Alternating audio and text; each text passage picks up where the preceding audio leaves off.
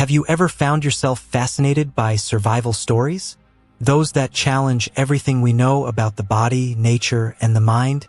Survival, as mysterious as it may seem, offers valuable lessons that most people don't know. But what if I told you that much of what you think you know might be more myth than truth? Yes, those tips you've learned may be more likely to put you in danger than to save you. And that's where the difference lies between common sense and real knowledge about what the body truly needs. Today, we're going to uncover some of these secrets, from the false promise of warmth from alcohol to the trap of moss that grows on trees. Each topic is a real lesson on what the body, and even the mind, can do in extreme situations. Picture yourself in the middle of the desert, thirsty, or lost in the forest, trying to escape a swarm of angry bees. What do? That instinctive action might be the worst choice, and that's why understanding the specifics of each situation is so crucial. Now, if you think you already know everything about how to react in these scenarios, get ready to be surprised. We'll reveal truths that go unnoticed but make all the difference when nature decides to test our limits. Are you ready to reprogram your beliefs about what it takes to survive? Then, join me on this journey of discoveries and insights that will, at the very least, make you curious to see just how far the human body can go.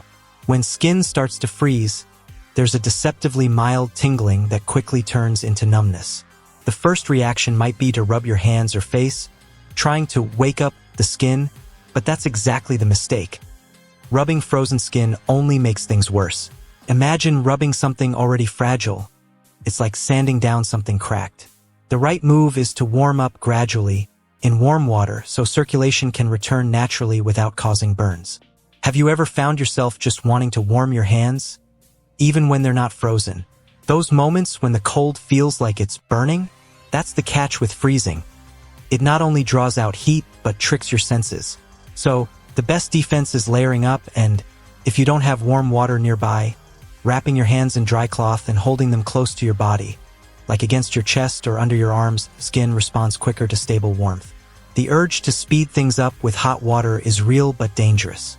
Extreme heat can be a shock to numb skin and cause serious burns. Think of it as waking the body up slowly. So, next time temperatures drop and you sense freezing setting in, the rule is simple: patience and strategy. After all, this is just one of the many secrets our body holds when it comes to survival. Dehydration in the desert is a silent trap. That relentless sun and the sand, which seems to suck the moisture right out of the air, make thirst a constant presence. It may seem obvious, but one of the biggest dangers is the temptation to drink cactus sap nearby. Many believe that the liquid inside cacti is drinkable, but the truth is different.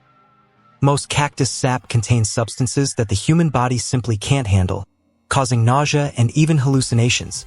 Imagine the irony of seeking water and only making things worse.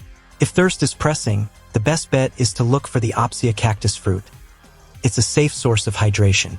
Unlike sap, the fruit is edible and can provide moderate hydration without the adverse effects. It may seem like a small amount, but every drop is valuable when the body is on the edge. And remember, conserving energy and seeking shade are strategies to reduce water loss. The key is to stay calm and resist the urge to wander aimlessly. Surviving dehydration in the desert is a game of patience and strategy.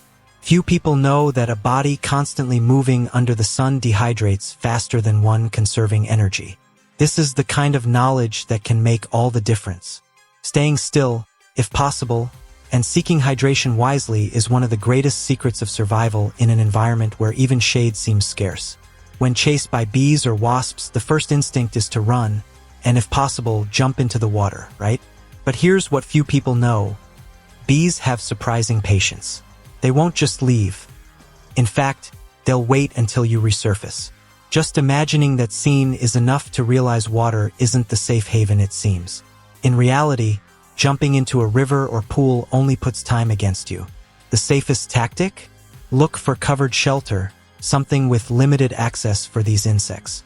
Anything with a small entryway where they can't follow works: a car, a building, or even a dense tree branch.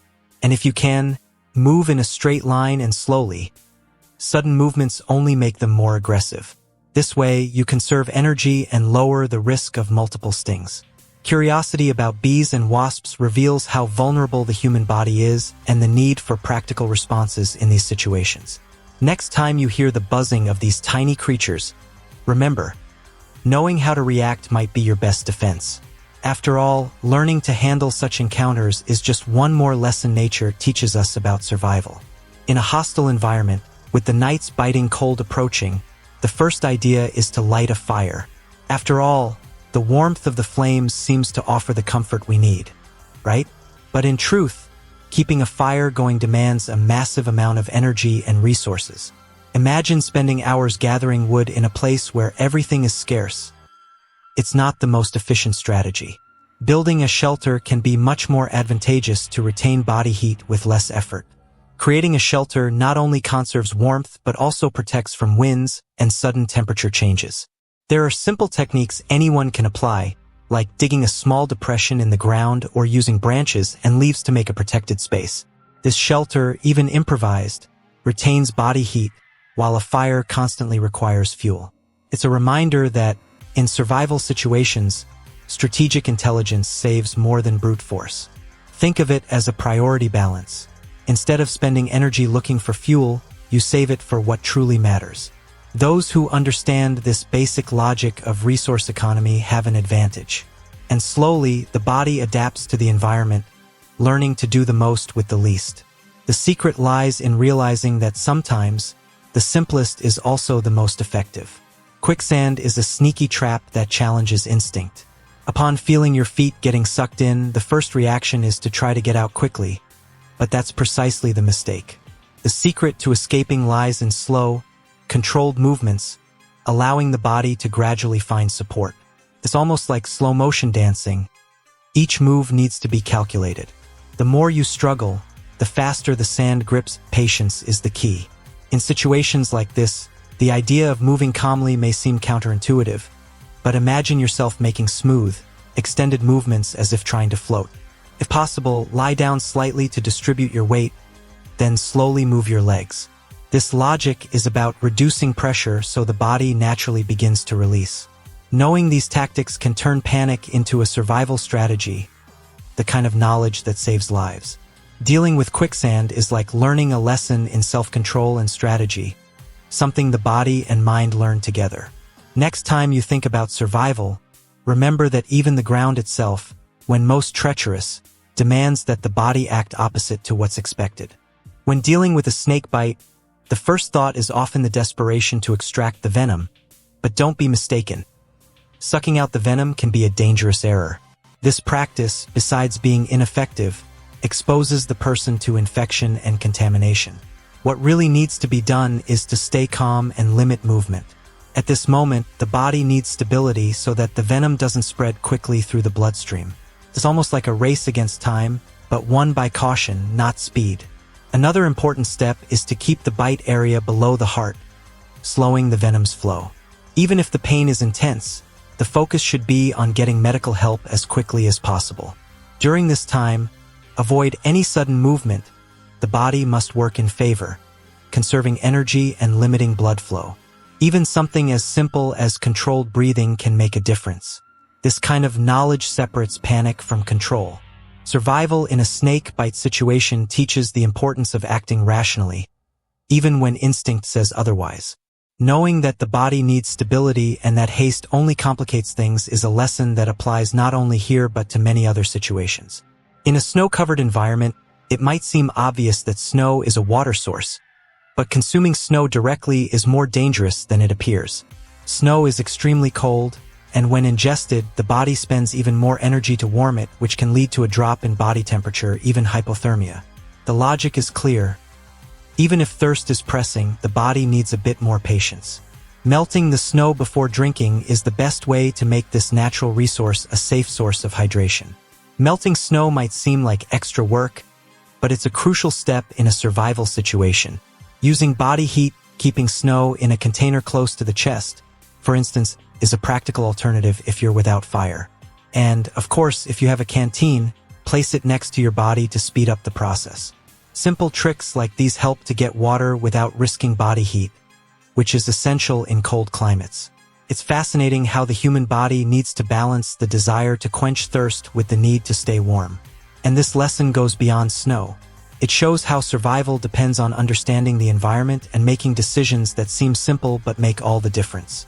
The idea that moss can help with navigation is one of the most widespread myths in survival lore. The theory is that it always grows on the north side of trees, but in practice, this is far less reliable.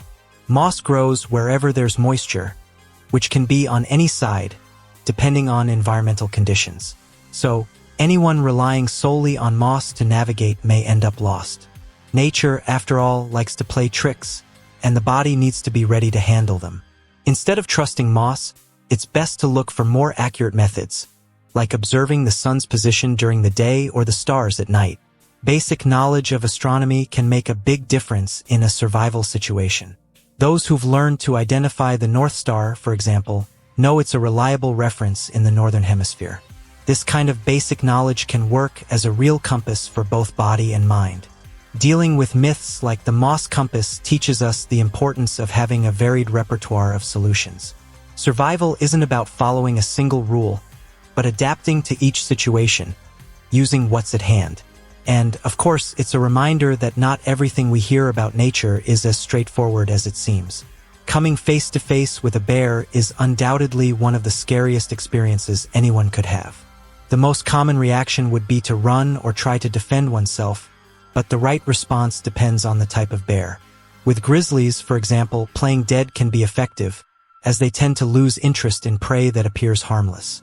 It's an extreme exercise of self-control, where the body needs to resist the urge to move. But beware, this strategy doesn't work with black bears. The key is to understand each species' behavior. Black bears, being smaller and more curious, may see movement as an invitation to chase. In those cases, the recommendation is to try to appear as threatening as possible.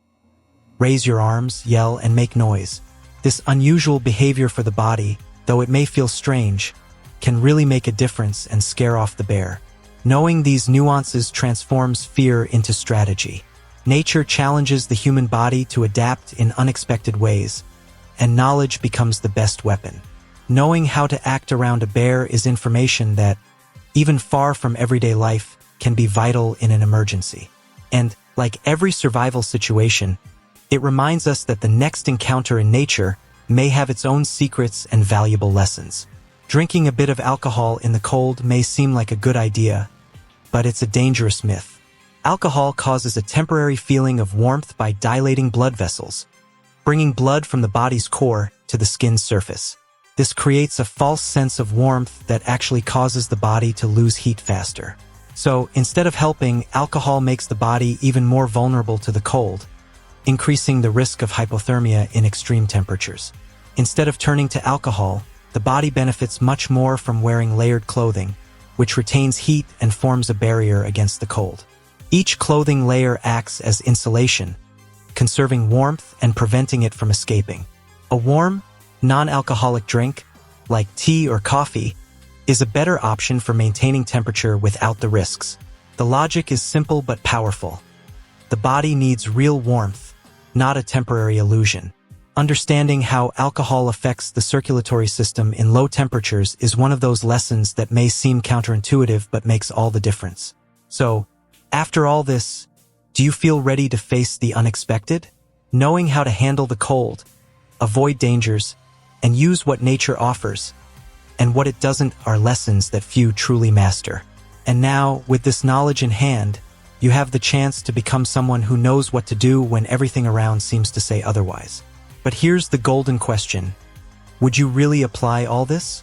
In a real-life situation with adrenaline high, it's control that makes the difference. And if we think about it, it's not just about survival. How many times in life do we need calm, to know how to act, to use what's within reach? It's the same logic. Be prepared in any scenario. Now, I invite you to reflect. How well do you know your own body and what it can endure? How about taking this knowledge forward and always staying one step ahead?